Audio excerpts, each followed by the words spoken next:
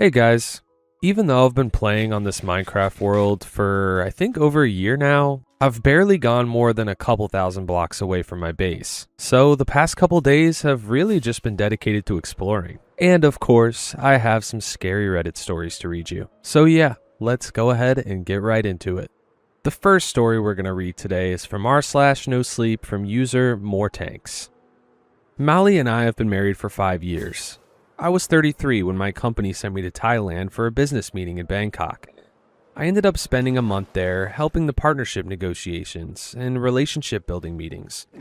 And honestly, it was the best month of my life. Not just because of the country itself, but because of our interpreter. The woman who accompanied us everywhere was Molly. She was 28 at the time, beautiful and incredibly kind. I know. Everybody talks like that about the person they're in love with. But this was different. Molly and I got along immediately, and since I was the only person in our delegation who was both young and close to her age, we quickly found common ground. After 11 years of working my ass off, it felt strange not being able to focus on my job. But I won't drag the story out. Molly and I stayed in touch, and somehow things developed so quickly that 6 months later we were married. I never imagined I'd end up getting married in a small Thai village, but since Molly's entire family lived there, it was easier to fly my widowed mother out as my only living relative. The happiest years of my life followed. Molly and I moved back to Chicago. I never gave up my job, and I couldn't walk away from the career I had spent years building. Molly wasn't happy about leaving her family behind, but she understood that there were far more opportunities for her in America. And if she had chosen me as her husband, then she was willing to come with me. I promised her that we'd go back every year to visit her parents. Unfortunately, things didn't work out that way. In the 5 years we've been married, we only managed to go back once. Molly wasn't happy about that. Between our daily lives, my job, our mortgage, and everything else, I was constantly working as hard as I could. It was the same story that year. The company was expanding into Detroit, and I had to travel there every week to inspect the construction sites and oversee the work being done. Because of that, there was no way we were going back to Thailand that spring. And I know, it sounds terrible, but there really wasn't anything I could do. I know I shouldn't have neglected my wife, but so many people were depending on me. So, in the middle of November, I sat Molly down and told her we wouldn't be able to visit her parents in the spring. You can probably guess how she took it. She didn't yell, she didn't throw things. She wasn't even visibly angry. She was sad, disappointed, and somehow that hurt far more than if she'd thrown a pot at my head. I felt like absolute shit for days afterward, while Molly became completely distant toward me. At first, I figured she'd forgive me eventually, but days passed and she stayed just as distant. Then an entire week went by. That's when I finally realized that my life couldn't revolve around work forever. I needed to make more time for my wife. So I started planning something for us once a week. If I couldn't take her back to her hometown for weeks at a time, then at least I could make sure she didn't feel so alone here. And that's how we ended up at that little Thai restaurant. I honestly don't even remember where I found it, but I knew Molly would love the authentic Thai atmosphere, and the reviews were excellent. So I made a reservation for Friday night, and we ate everything. Well, I should say I tried everything Molly recommended. I had no idea what half of it was. Some of the meat dishes were so spicy they felt like they were burning my lips off. And without giving it a second thought, I accepted every recommendation Molly made.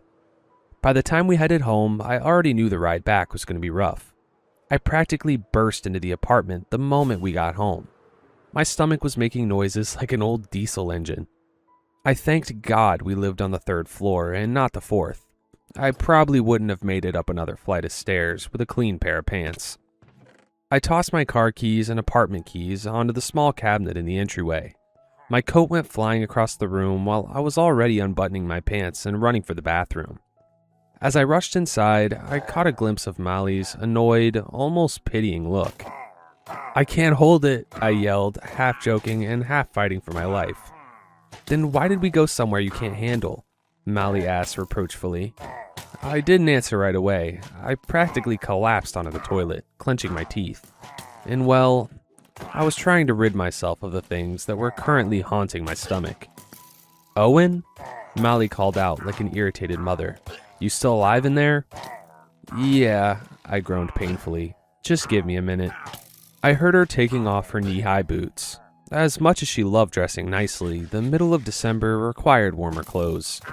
I knew Molly was upset, but she wasn't the type to openly complain. She'd retreat somewhere and pretend to occupy herself with something else.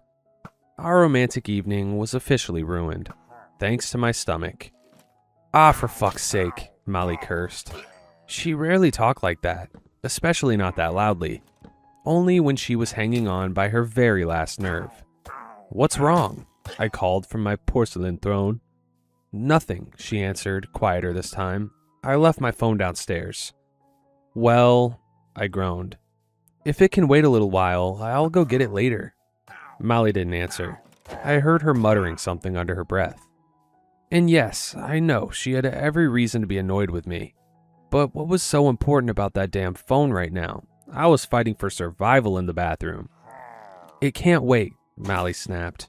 I wanted to talk to Ploy. She said she'd call me this morning. Damn, that made me remember. Ploy was Molly's younger sister. She had exams coming up. I honestly couldn't even remember what she was studying in college, but from the conversations I'd overheard, the poor girl had been extremely nervous about them. I'll probably be done soon, I said, trying to pull myself together. Then I'll go get it from the car. No need, Molly replied coldly. I'll get it myself. I heard her putting her shoes back on and jingling the car keys. A moment later, there was a loud click and the apartment door closed behind her. I was literally sweating on the toilet, and I'm not exactly proud that my wife had to go downstairs in the middle of the night to get her stuff, but I was starting to feel like I was going to spend the entire night in that bathroom. Then, barely a minute later, I heard our apartment door click open. Was that Molly? Getting from the third floor down to the parking lot and back would take at least 3 or 4 minutes, even if the elevator didn't stop on any other floors. I knew for a fact. I counted the seconds myself, less than 10 minutes earlier, while sprinting upstairs with my stomach trying to kill me. I heard someone stomping through the entryway. Angrily, heavy footsteps hitting the floor. You already back? I called from the bathroom. Couldn't find your phone? The footsteps suddenly sped up toward the living room, followed by a loud bang. It sounded like the bedroom door slamming shut. Ah, for fuck's sake, I muttered to myself from my porcelain prison. Nice job, Owen. I did everything I could to finish up as quickly as possible. Not just because my legs were starting to go numb, but because it was beginning to bother me how angry Molly seemed to be. Or maybe she'd already gotten her phone and was talking to Ploy. Maybe that's why she wasn't answering. Either way, I needed to find out just how pissed she was. I probably spent another 5 or 10 miserable minutes trapped in that bathroom. But eventually, I started feeling like a glass of cold water and a hot shower could turn me back into a functioning human being. I finally got up from the toilet and stretched my stiff legs. And let's not talk about what happened in there. Trust me, you don't want to know. After washing my hands, I headed toward the kitchen. Or at least, I tried to. The front door was standing wide open. The hallway lights were still on outside, but there wasn't a single person there. Did Molly leave it like this? The thought crossed my mind immediately. Damn, she really is pissed, I whispered. I walked over to the doorway and looked out into the hall, checking both directions. Nobody. The hallway was completely empty. Then a strange sensation washed over me. A cool breeze brushed against my face and neck, almost like someone gently caressing me.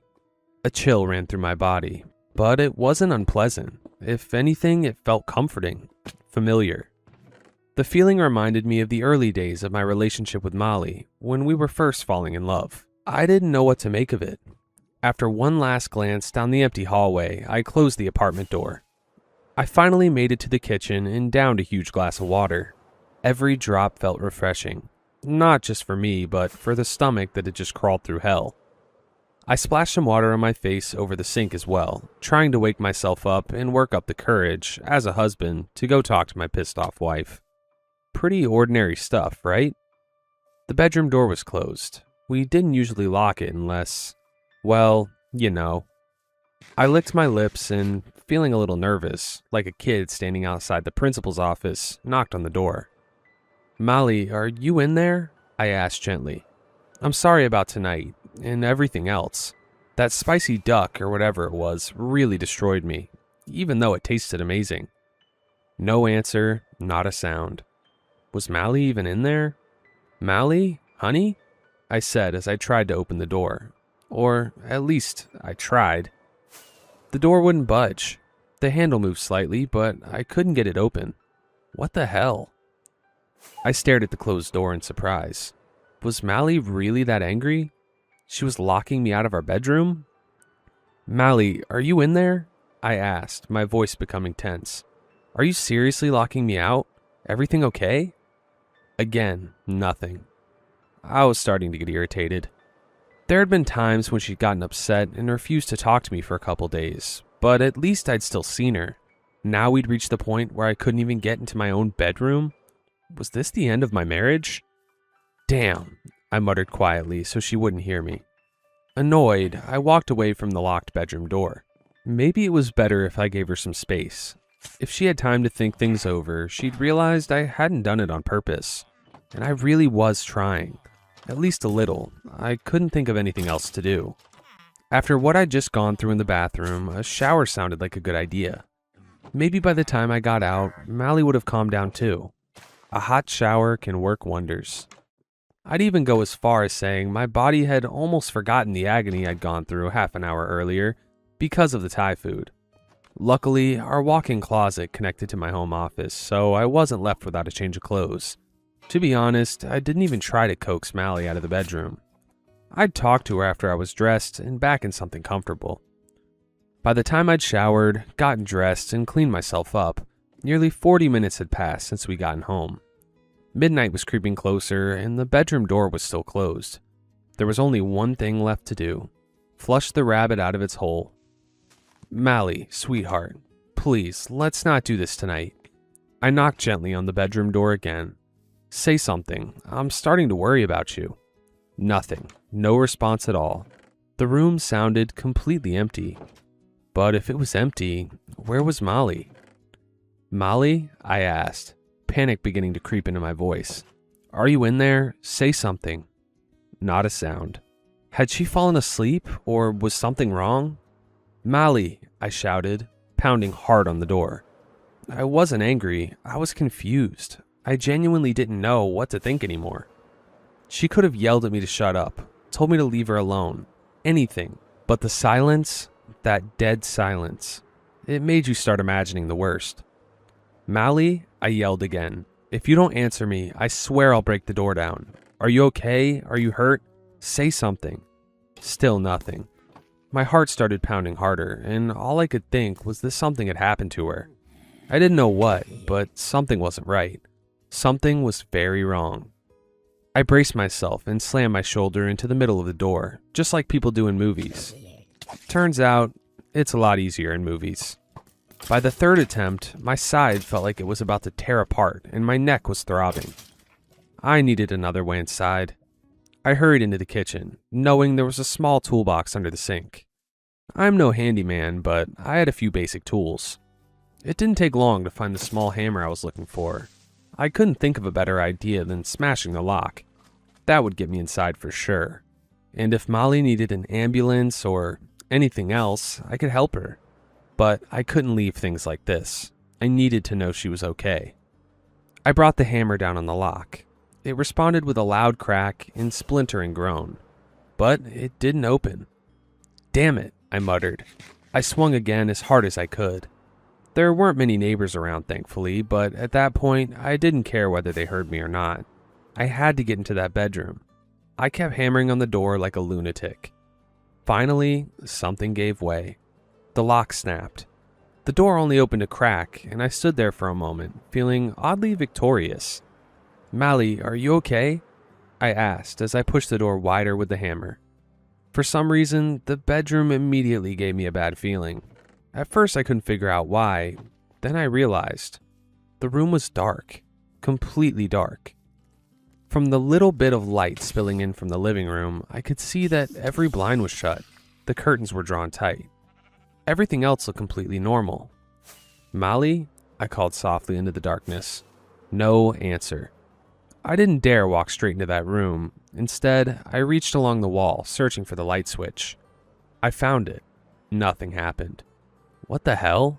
I muttered, squinting up at the ceiling. The chandelier was gone.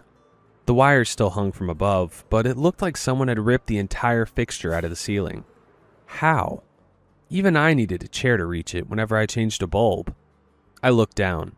The shattered remains of the chandelier were scattered across the floor. Had it somehow fallen?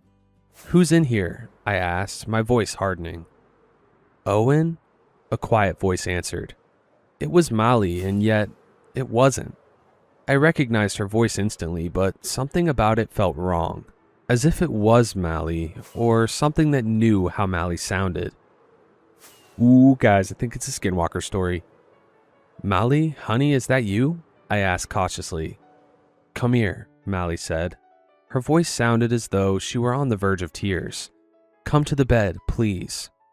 I looked toward our bed. There was nobody there. The bed was neatly made exactly the way we'd left it that morning.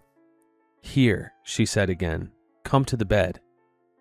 That's when I realized the voice wasn't coming from the bed. It was coming from underneath it. A chill ran down my spine. What the hell was under there? Something was talking to me in Molly's voice, but I couldn't honestly say it was her. And yet something inside me wanted to move closer. I stepped into the darkness. The light from the living room stretched my shadow across the floor behind me as I cautiously approached the bed, keeping a safe distance.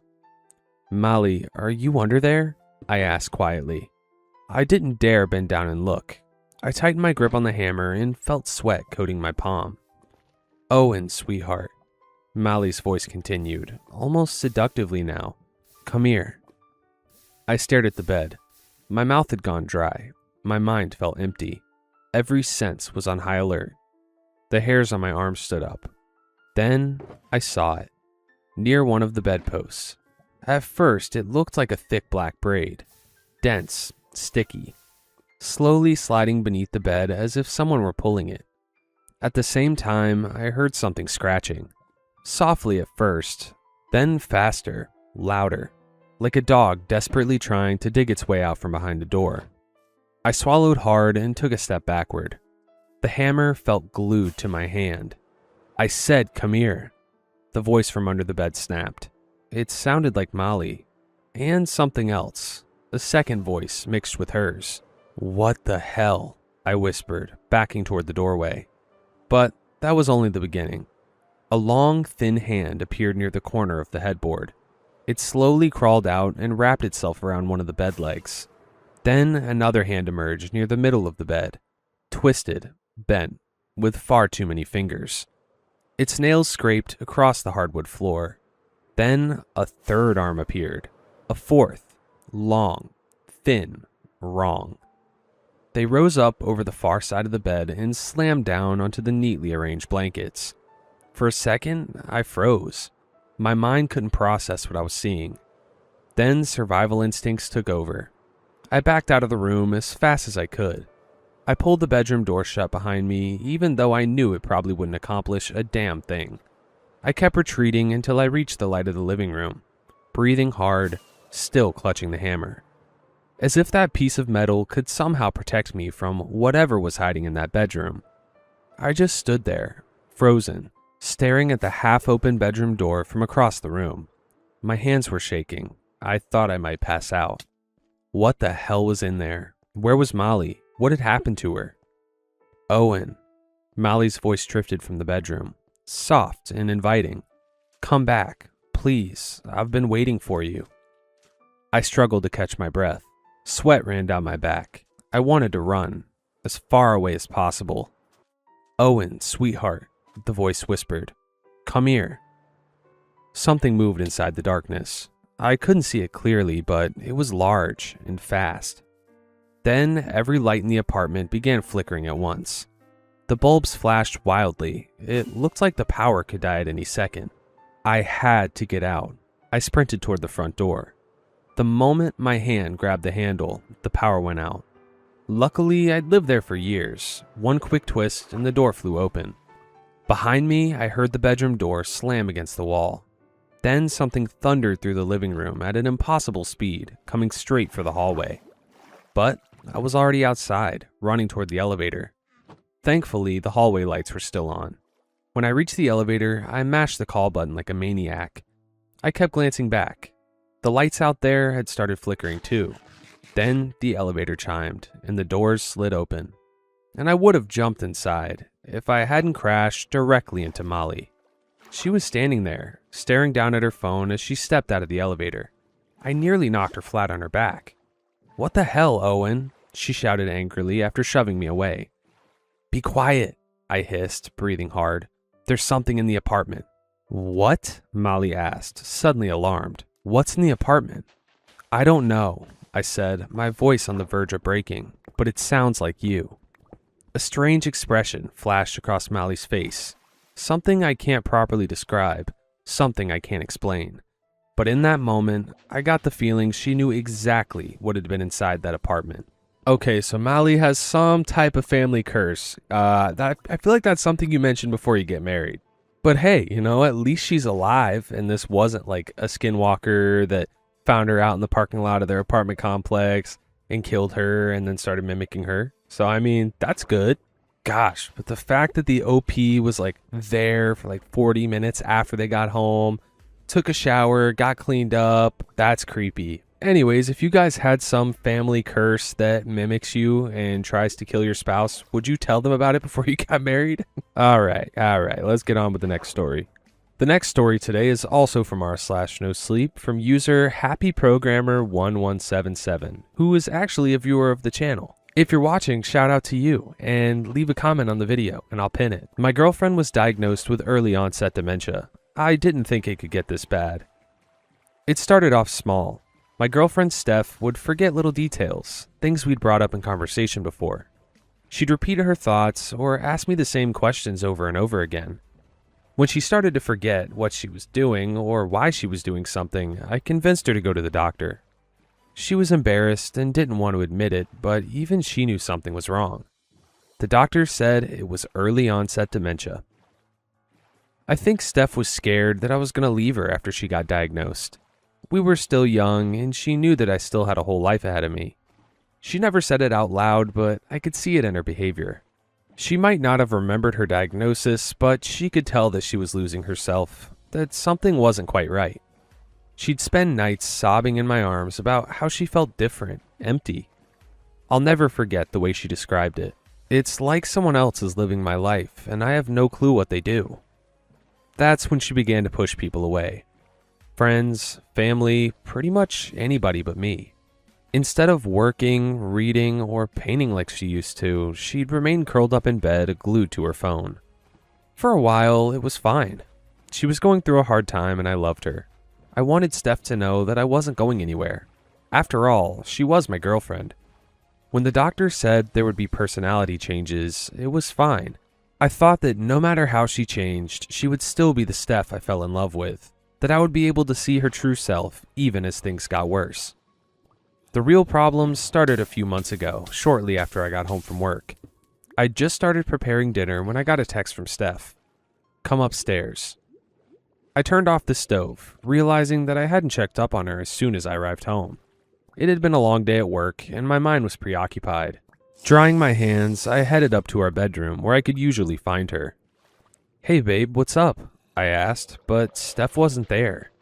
I searched around the room. I checked under the bed, in the closet, in the bathroom, but she was nowhere to be seen. "Where are you?" I texted back. It showed that she read the message, but she didn't respond. I checked her location on my phone, slightly concerned that she might have left the house. Once she'd been diagnosed, I made sure that I'd be able to see where she was at all times. Steph resisted initially, but deep down I think she knew it was for her own well-being. I spent the next few minutes searching around upstairs for her, but when I could no longer find her, I returned to the kitchen. Wherever she was, she would come out eventually. I froze. The stovetop was on again. I distinctly remembered turning it off. "Steph?" I called out. She must have been here. Who else would have turned the stove on? But I heard nothing in response. I pulled my phone out again, zooming in closer on her location. Our icons were nearly overlapping. She couldn't have been more than a few feet away. I called out her name again, but still, I heard nothing. That's when I began frantically searching for her. Maybe she left the house and forgot her phone? That would be even worse. She'd have no way of calling for help. If I could just find her phone, then maybe I could track her down from there. I decided to call her, just to see where it was. That's when I heard the familiar tune coming from inside one of our cabinets, the one right next to our sink. What is she doing leaving it there? I froze. When I swung the cabinet door open, I was expecting to see the phone there. I thought maybe it'd be sitting on the bottom with all the old sponges and cleaning supplies. I was not expecting to see Steph crammed inside the cabinet, all her limbs at odd angles. Her body was knotted and twisted in ways I'd never seen before. "Hi, James," Steph breathed out. It almost sounded like she was excited I found her, like it was some sort of game. Her glassy eyes stared past me, something she'd been doing much more frequently whenever she spoke to me. Her lips were upturned into a subtle smile. I was too baffled to move. Steph should not have been able to contort like this. Any grown adult would have been far too big to fit into a space like that. Yet she showed no signs of pain, only enjoyment. I rushed forward, cupping her cheeks in my hands. Her head was bent at an odd angle, and a line of drool ran down her face. I quickly wiped it away. "Steph, what are you doing in there? Let's get you out." I reached for her arm as I guided her out of the cabinet, trying to hide the fear in my voice. Steph didn't protest as I worked her from the space, slowly undoing limb after limb. As we made progress, I could hear the cracks in her body from sitting uncomfortably for so long. But Steph didn't show any pain or emotion. This was worse than I thought. I'd have to call Dr. Yoshihara tonight about updating her prescription. I didn't say anything about how dangerous Steph was being, about how she could hurt herself. I was too horrified to speak, but Steph broke the silence first. "What's for dinner?" Her tone was so casual that it caught me off guard. It was as if nothing abnormal had even happened. Maybe she didn't remember. "I was going to make some chicken Alfredo, your favorite. Why don't you sit down on the couch for a bit? I can lighten up the fireplace so you're nice and cozy. A change of scenery from the bedroom might be nice." I didn't include that I wanted to keep an eye on her as well. Steph nodded and moved towards the couch.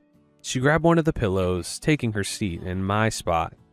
It was such a small detail, but it hit me like a truck. Steph's favorite spot on the couch was the rightmost part. She always said that it was more comfortable. The stuffing on the cushions was softer there. She knew that I preferred the right-hand side, and eventually ended up being our assigned sections of the couch.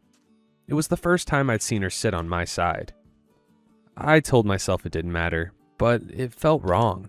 Steph loved the other side. "Steph, honey, why don't you sit on the other side of the couch? You always said you preferred it." "I like this side," she responded.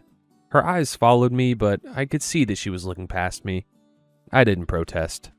It wasn't until a few weeks later when I was sitting on the porch, reading a book with Steph, when it happened again. Once Dr. Yoshihara adjusted her medication, I figured things would be better. It was a beautiful sunny day out, and I'd poured us both glasses of lemonade to sip on while I read one of her favorite novels to her. About 15 minutes in, Steph abruptly got up and walked into the house without saying a word. I figured she was going to use the bathroom and decided to stay where I was to soak up a little more sun. About a minute went by before I received a text from her. "Can you come help me with something?" I closed my book and immediately went inside. The house was silent. Maybe she's in the bathroom? But when I checked, it was empty. "Where are you?" I texted back. "Come find me." My mind flashed back to the incident that occurred a few weeks ago. I thought of her knotted body inside the cabinet. No, Dr. Yoshihara upped her dosage. There's no way it could happen twice, right? But my gut told me otherwise. I began searching through every hiding spot I could imagine. I was beginning to give up. I swear I'd searched the entire house, going through closets, cabinets, even under the bed. I was rooting through the linen closet when I heard a giggle from downstairs. It was soft. It sounded like Steph's old laugh. A door slammed shut. I whipped my head around and raced downstairs. My heart thumped as I once again thought of her crammed into the cabinet. This game was too dangerous to keep playing. It was only when I entered the kitchen that I saw it. The oven was on. My breath hitched in my throat as I made a beeline towards it. I knew I was going fast, but it was as if time had warped every moment so that seconds felt like minutes. Please, please don't let Steph be in there. My slick hands reached for the handle, yanking the oven door open as a warm blast of air met my face. And there she was, limbs tangled once again to fit inside the oven. I let out a yelp. There was no way she was able to do this alone. Steph's empty gaze once again met mine, a small smile on her face. She showed no signs of discomfort at the heat or her contortion. Her voice held a surprising amount of clarity for someone who was in a space they shouldn't have been able to fit in. "You found me." "Steph, what the hell are you doing in there?" I reached up to turn the oven off before turning my attention back to my girlfriend. Her eyes, once so beautiful to me, now looked empty. One of her legs was wrapped around the base of her neck, while her toes jutted out at strange angles. Her arms disappeared between the mess of legs and torso her body had become. She was completely folded over. Twice. Even a contortionist of Steph's size shouldn't be able to fit in there. How on earth did she do it? I tried to undo her tangled limbs, but there wasn't enough room. I would have to pull her out of the oven first. Oh God, I couldn't do that. I thought of her skin scraping against the metal rack. It was gonna hurt. I didn't sign up to get my girlfriend out of a hot oven. The Steph I knew a year ago never would have done this. Who has she become? But there was no time to hesitate. I slowly pulled her out, making sure that I was handling her gently. But that same smile remained plastered on her face. With cracking joints that sent my heart racing, she began undoing the knots she had folded herself into as I pulled her out. I wanted to vomit.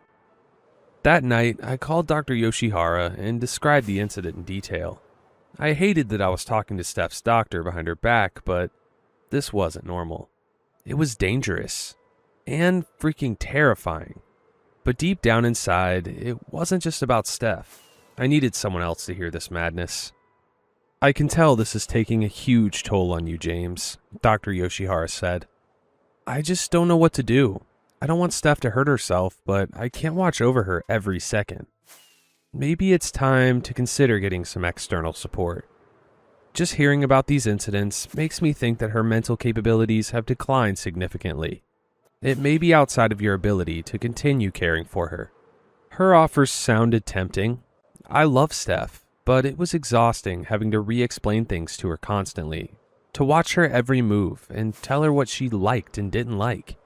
I didn't want a reminder of who she was anymore. It felt like I was begging for the old Steph to come back. But she was dead. Long gone. Once she had been diagnosed, Steph made me promise that I would take care of her, that she wouldn't end up in the hands of strangers or in a home. She'd read stories online about how they could abuse their patients. It scared her. I owed it to Steph to respect her wishes for as long as I possibly could. It's what the old her would have wanted. "I'm sorry, doctor. I promised her I wouldn't." "I understand. You're a good boyfriend for respecting her wishes, but if it gets out of hand, there's resources available. Bring her into the office and we'll run a few more tests. But I can't say that much can be done about this sort of behavior without professionals."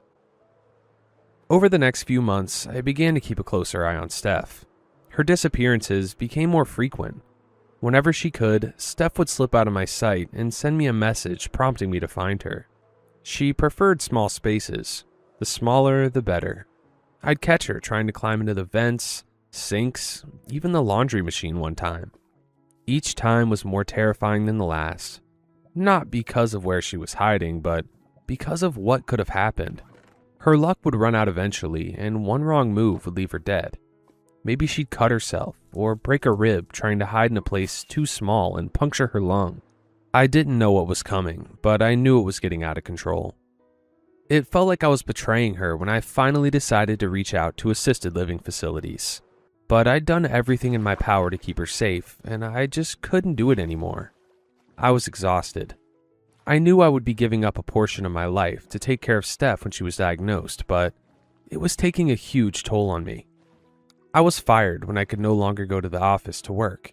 I never called my parents, and I declined invitations to go out with friends. I couldn't sleep without waking up to see if Steph was still beside me. Every moment of my life revolved around making sure that Steph wouldn't hurt herself, ultimately distancing me from the people I needed most. It was a humid summer day when Steph went missing. I had spent all day looking at different facilities, trying to find the perfect place for her. One place in particular piqued my interest. It was close to here. The building looked clean and well-maintained, and there were professionals on standby 24/7. I'd given them a call during the day, but they hadn't picked up. That night, Steph and I ate dinner in silence. She would barely eat. I'd made chicken Alfredo again, hoping it would spark her appetite, but I don't think she liked it anymore. I watched as she took slow bites, a vacant expression on her face as she chewed. Steph used to devour this dish when we first started dating. She always said that it tasted better than any restaurants, and I'd respond that it was because it was made with extra love. I was just about to ask her how the food was when my phone rang. It was the facility I'd called earlier. I excused myself from the table and stepped out onto the patio, making sure I could still see her through the windows as I picked up the call. I explained the situation to them and inquired about the pricing. I swear, I didn't look away for more than a few seconds, but when I looked up again, Steph was no longer sitting at the dinner table. Terrified, I hung up quickly, saying I'd call them back as soon as I dealt with an urgent matter. My phone dinged. Come find me. I scoured the entire house multiple times. Calls and texts stopped going through, and I could no longer see her location on my phone. After I spent hours looking through every crack and crevice in the building, I finally decided to call the police. They checked every inch of the house from top to bottom. They searched all of the spots she used to visit before she was diagnosed with dementia, even her childhood home, but nobody was able to find her. Friends and family joined in on the search, just as distraught as I was. I never had the heart to tell anybody outside of the police about the places she'd been hiding before she went missing. I knew it was an important detail, but I wanted her to be remembered as the beautiful Steph that I'd fallen in love with, not an empty shell that liked to twist her way into dangerous places. It's been around 2 weeks since Steph went missing, and a weird stench has begun to permeate through the house, like rotten meat. Ever since the smell got worse, I haven't been able to bring myself to find her. I knew she was here, inside the house, because Steph refused to leave as her condition worsened. I knew she was in the living room, because that's where it smelled the worst. And now, I know she's in the chimney, because that's where the maggots keep coming from. Nobody ever checked the chimney. But I'm scared. Too scared to see the infested remains of the person I once loved more than anything in the world. I'm too scared to think about what was going through her mind as she decided to stay there until her last breath. And I'm even more scared now, after receiving a text from her. Hello, James. Come find me. Come find me. Come find me. I'm starting to think it's something worse than dementia. Guys, if you haven't seen it before, dementia is a very scary thing to watch progress. This was a very cool type of horror to read because it's so real. And little fun fact, guys, I'm actually professionally trained to take care of dementia patients. And the author portrayed it very well, and in a very terrifying and true way. Let's read some of these comments. I'm not saying she's a zombie, but... Okay, so she's a zombie, but she's like a highly intelligent zombie that can use her phone. Professional chimney sweep here. What's your phone number so I know not to answer it if you call? That's funny. Huge shout out to Happy Programmer 1177. Thanks for watching the videos and thanks for writing this great story. Kudos to you. I can't wait to see what you write next. Anyways, if you've watched all the way to this point, thank you so much. That is the last story for today. But if you like this video, you can subscribe, like the video, then I'll start showing up in your subscription feed. So yeah, subscribe to my second channel, Droven2. The link to that's going to be in the description. And join the Discord if you haven't already. I haven't pushed the Discord in a while. That link is also in the description. We have a good time in there. It's pretty unhinged. I will see you guys tomorrow. Thanks for watching. Peace.